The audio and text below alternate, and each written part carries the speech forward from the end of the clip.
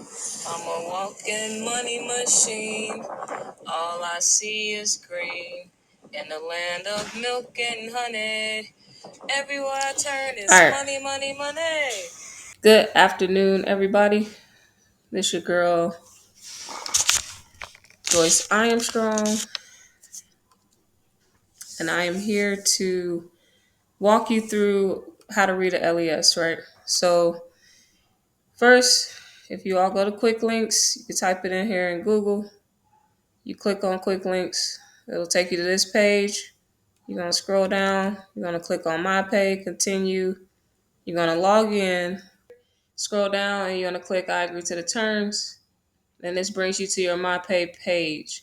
Now, I'm not going to click on like my LES and everything like that because I don't want to show my information. However, you click on LES, it's going to pop up, a printable version of your LES.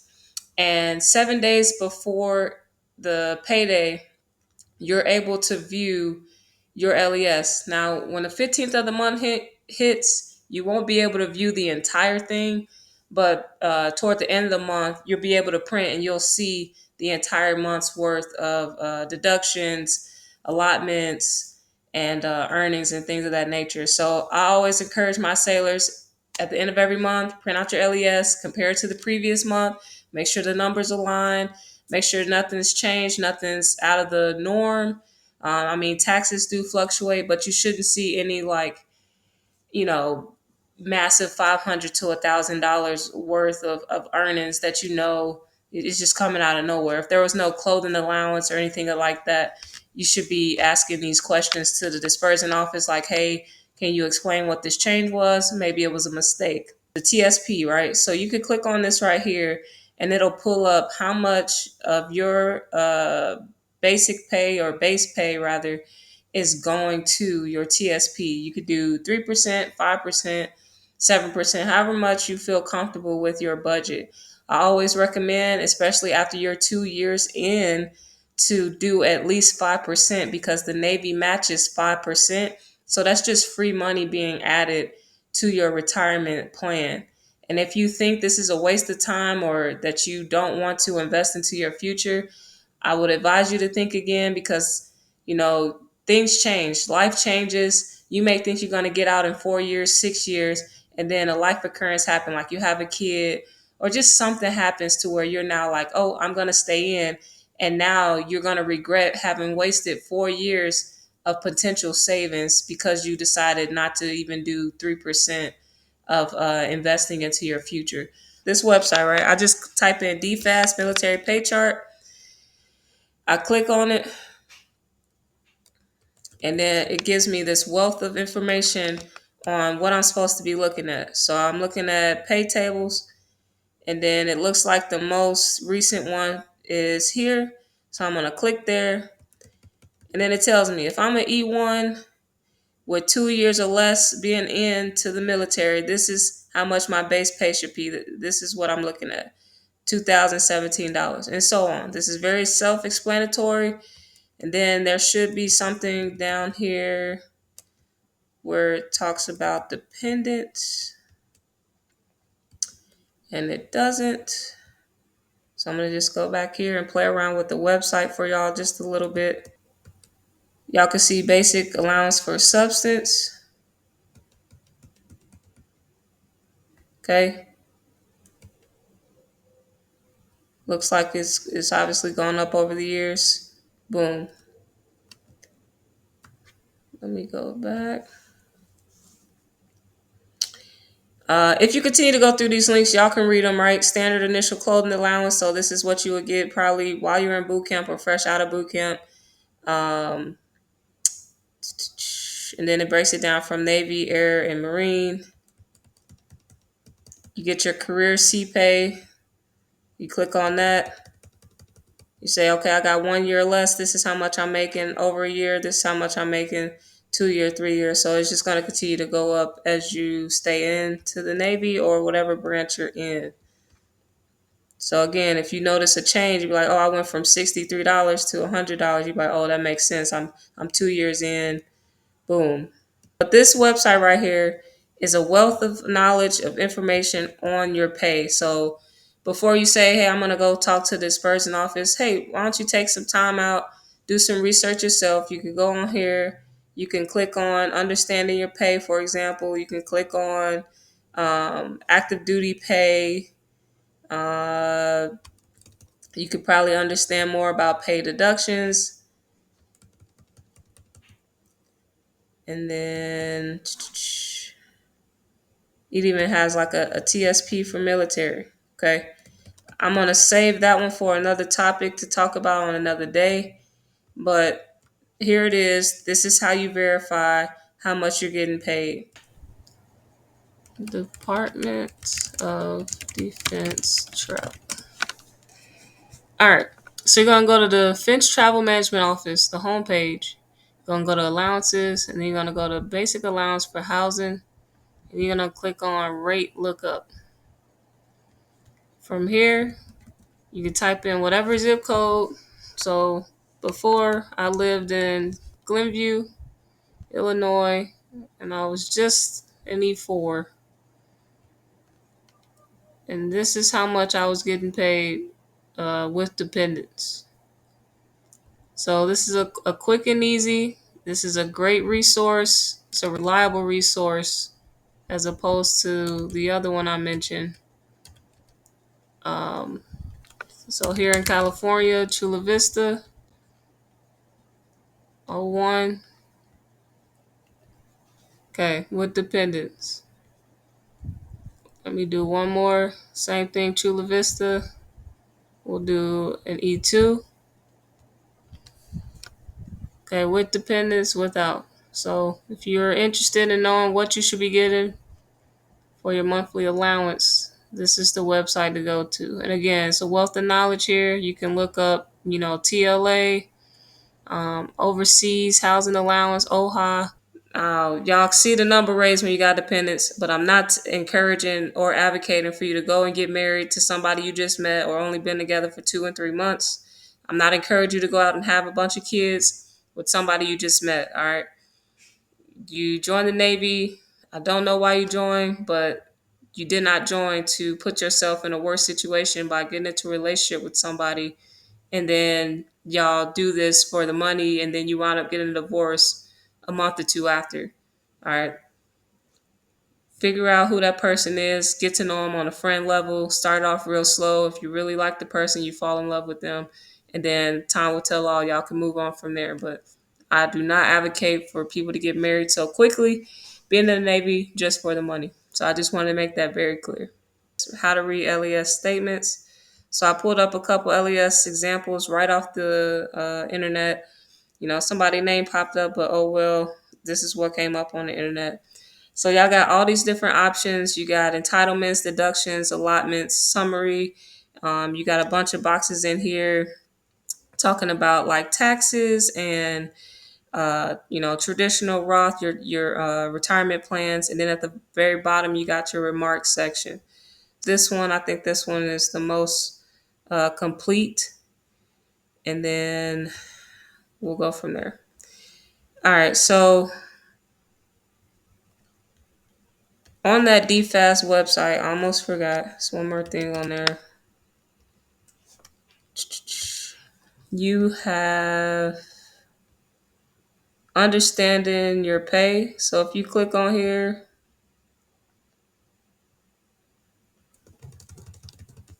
you can scroll down and you can click on your branch of choice. I'm going to click Navy, and then it breaks the boxes down into numbers, and then it'll explain it. And this is exactly what I'm about to go over with y'all. So I always encourage my sailors to look at this at the end of each month. You want to check your numbers, make sure they align. Check your leave balance. Make sure if you took leave that it aligns with the leave that was removed or deducted, and so on. So this up here is pretty straightforward. This should never change. Last name, first name, your social, your grade. That one will change as you rank up. This is pretty straightforward. So here you see period covered October 2019. You got base pay, you get your BAS, which is basic allowance for subsistence. This is how you get paid for meals. You got BAH, basic allowance for housing or basic housing allowance. Looks like they got a clothing allowance and then another entitlement lump sum leave. So I'm not really sure what that one is, but again, if you go to that DFAS website, I'm sure it explains it. If not, you can always go to the dispersion office. Some other things you could probably see in entitlements would be something like career pay, C pay. I've been seeing save pay on a lot of my sailors' accounts. So I didn't know what it was, so I looked it up. It looks like save pay stands for separation allowance for voluntary enlistments. And I'm just reading it straightforward off of Google search. It's a special pay given to service members who agree to voluntarily extend their enlistment in certain circumstances, such as serving in a location with extreme hardship or danger. I tried to look it up even further. Um, It says if an enlisted member accepts an appointment as officer, or if a warrant officer accepts an appointment as a commissioned officer, saved pay or save pay will offset any differences in pay if the enlisted or warrant officer pay was greater. Then it says a member who is not entitled to save pay may have it listed on his or her account or LES because save pay may be used to pay other entitlements. It is recommended that the service member contact his servicing finance office in this situation to determine what the save pay entitlement was processed for. So again, I had a question on it. I'm sure my sailors had a question on it. If you have a question on it, go talk to your dispersion office so that they can help you understand and identify why that entitlement is showing up on your LES. You never want to get yourself in a situation where you owe the Navy because, honey, best believe they're going to take that money back quickly and they're going to leave you with like $5 to your name. Case in point, I heard a story of a couple of junior sailors. They were getting overpaid BAH. They were getting paid like BAH with dependents versus BAH without.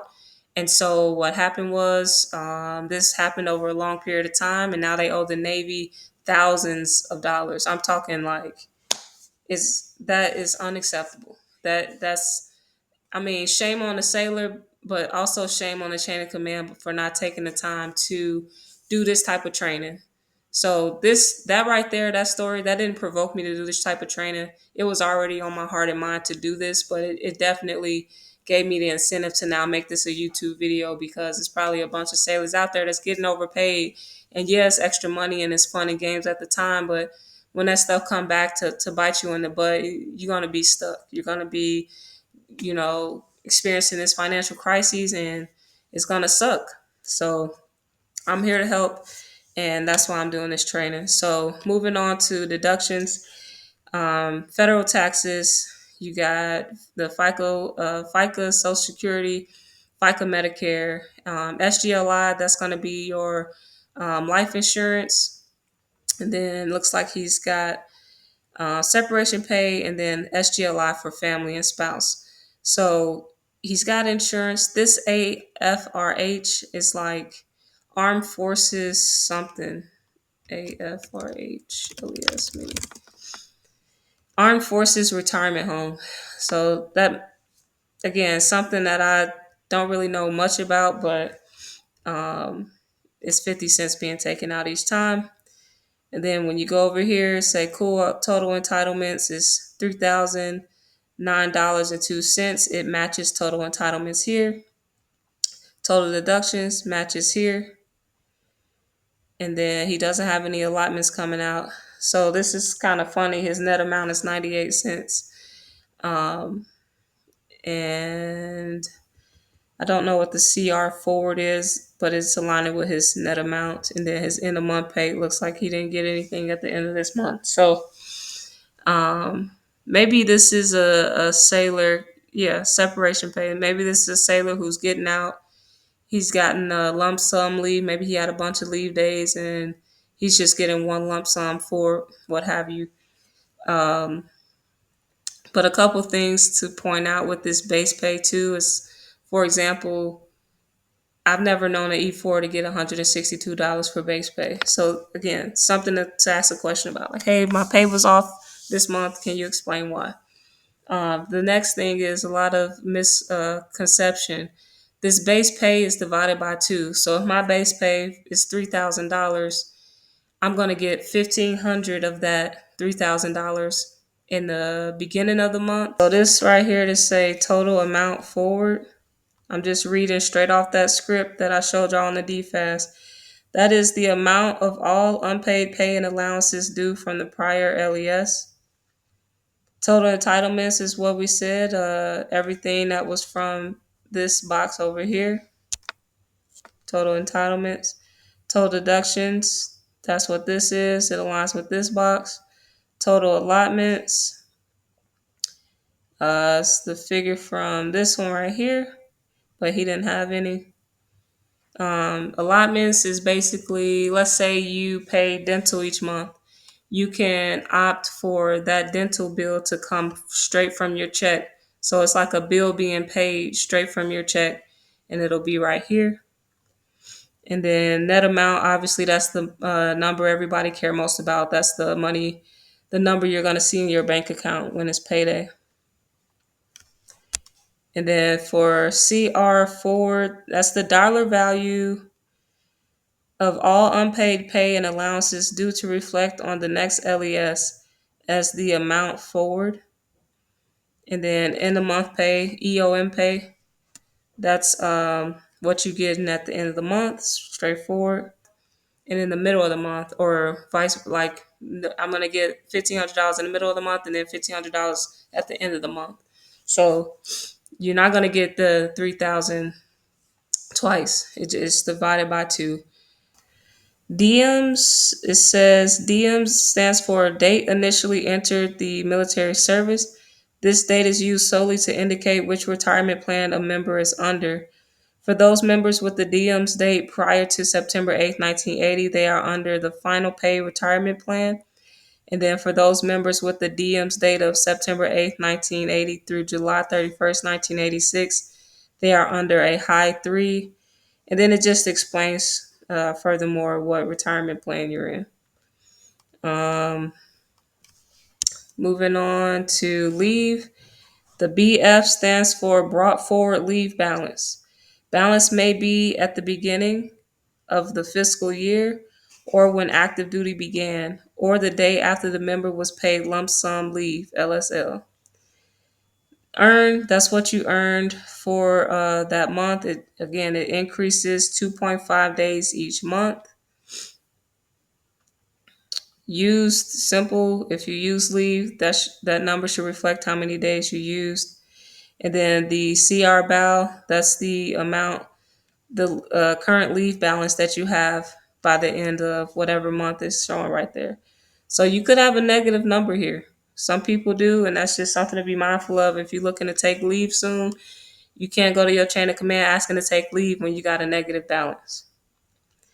ETS BAL is the projected leave balance to the member's expiration term of service. It's not really something I think you should track as much. Leave loss is the number of days that you lost leave. So you're only allowed to accumulate 60 days of leave.